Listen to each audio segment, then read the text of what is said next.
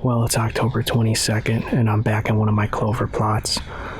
Just got on here a little bit ago. It's still drizzling. Had a nice little buck come through about 5 minutes ago or so. I got a nice little scrape down here to my right, and this usually is a pretty good spot to be in this time of year here, so we will see how the evening goes.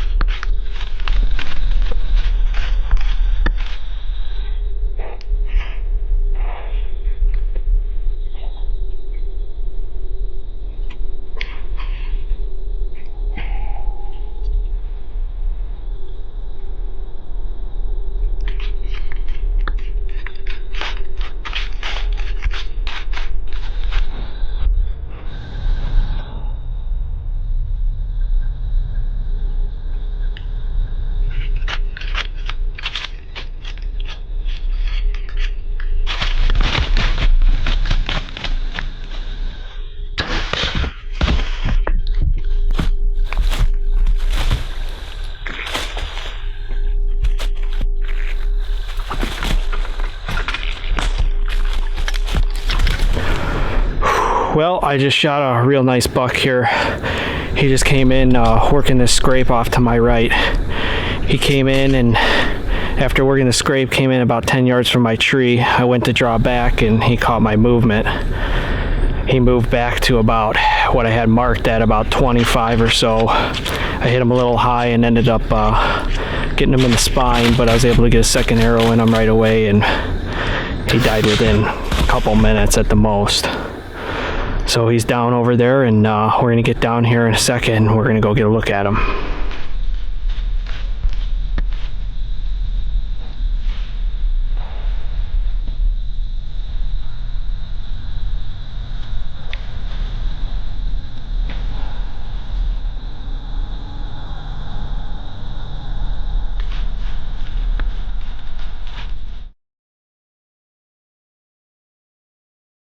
So this deer I had quite a bit of history with. I really didn't realize it at the time, but I saw him for the first time. He showed up on camera in 2014, and he was probably about 3.5 at that time, mainframe 10-pointer. And in 2015, I had him at 12 yards. He was probably 150 class deer then at that point already. And he was at 12 yards in some brush, and I didn't want to risk it trying to poke an arrow through, so I let him walk, and that was a tough pill to swallow there. And then in 2016, he showed up again on camera. Usually he showed up around July. I'd get an appearance of him once, and then again at the end of November. I'm sorry, at the end of October. And he would hit the same main scrape. Every year he hit the same scrape again in 2016, and I wanted to sit in that stand having that information, but the wind was wrong, and so I opted to go to a stand a little bit further down in one of my food plots. And I walked in that day. It was a big cold front, and it was raining a little bit, and there was a nice big scrape right outside the food plot, and then another one a little closer to my stand. And as luck would have it, he came walking in. At 10 yards or so, I drew back on him, and he spooked. Went out to about 28, and I shot him there. Didn't realize he was out of camera frame. It was my first time self-filming. And anyway, I hit him a little high in the spine. I had to put another arrow in him. And then, of course, I lost some of the audio after the shot. But he was it was a special deer to me, because I think it shows that sometimes when you don't have that perfect opportunity, and you let him walk, maybe at some point you get a better shot and things go better. I have no doubt that if I shot through that brush the first time I saw him, he might not have been a good story here. But happy to have him, and look forward to getting after it this year.